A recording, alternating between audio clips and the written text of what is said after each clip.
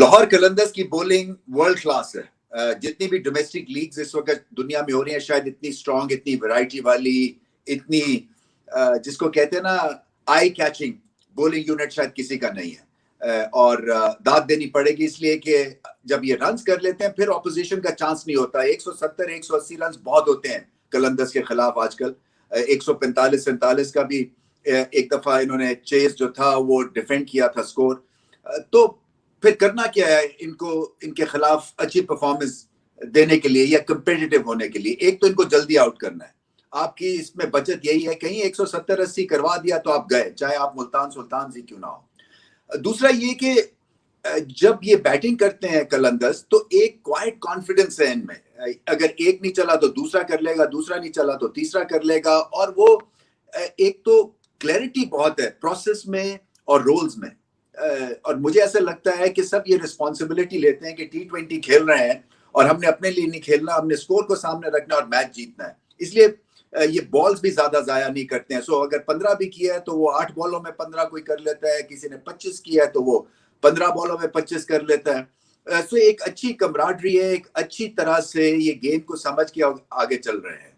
मुल्तान सुल्तान के बल्लेबाज गेंदें ज्यादा खेल रहे हैं, जाया कर रहे हैं, और जिसमें जब सेट होते हैं तो फिर वो पूरी तरह से इनिंग्स को आगे लेके नहीं चलते। माना कि हर दफा आपके कप्तान रिजवान स्कोर नहीं करेंगे, मगर अगर वो सेट होते हैं तो उनको भी आइडिया है कि पीछे जो है वो काम हल्का फुल्का है, खासतौर पे कलंदर्स के खिलाफ जब आप खेल रहे हैं। क्योंकि मिडिल ऑर्डर में जो 2 साउथ अफ्रीकन फिट हुए हैं, रायली रूसो और मिलर, ये स्पिन के अगेंस्ट और इस क्वालिटी की स्पिन जो कि राशिद खान करते हैं, शायद ये फेल होंगे। तो आपने कुशन निकाल के रखना है राशिद खान का, अगर आप समझते हैं कि आपके बल्लेबाज उस क्वालिटी के नहीं है कि स्पिन को अच्छी तरह से परख लेंगे।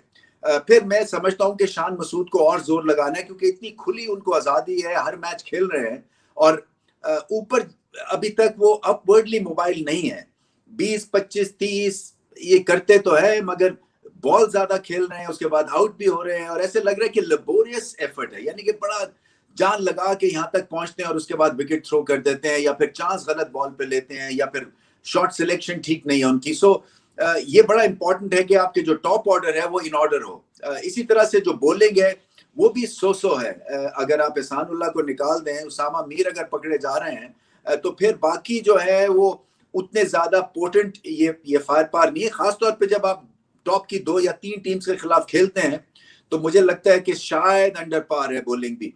फिर ये टैक्टिक्स जो है ये ड्रिवन है मुल्तान सुल्तान की ज्यादातर डेटा और एनालिटिक्स के ऊपर, और कई दफा डेटा और एनालिटिक्स काम नहीं करते हैं क्योंकि फॉर्म उन प्लेयर्स की वैसे नहीं है कि जैसा डेटा उस दिन के लिए सजेस्ट कर रहा है, या पास्ट में जो कुछ किया था वो प्रेजेंट में क्या वो चीज ठीक होगी या नहीं होगी। तो आपको क्रिकेट में बहुत हद तक गट फीलिंग पे चलना पड़ता है।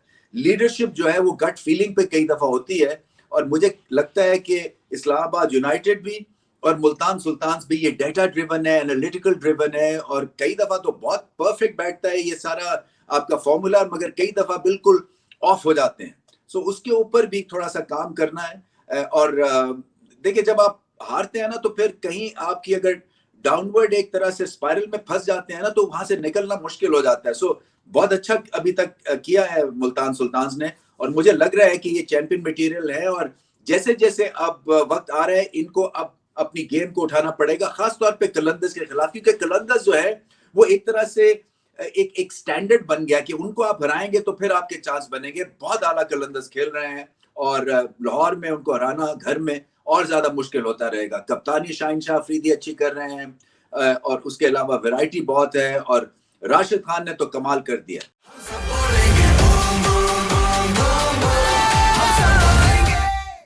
Boom boom player of the day Rashid Khan. Clearly आज उन्होंने मेस्मराइज कर दिया ऑपोजिशन को, और बड़े विकेट, बड़े नामों की विकेटें दी।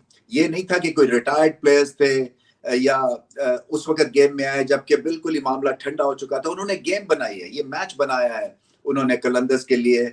और एक तो देखें, टाइम नहीं देते हैं, एक इनका क्विक आर्म एक्शन है, लेंथ पे जब इनका बॉल गिरता है तो फिर वो खेलना बड़ा मुश्किल हो जाता है, क्योंकि वो पता नहीं चलता है। और छोटी स्पिन चाहिए होती है विकेट लेने के लिए इनको, क्योंकि विकेट टू विकेट बॉल करते हैं, सीधी गेंद करते हैं।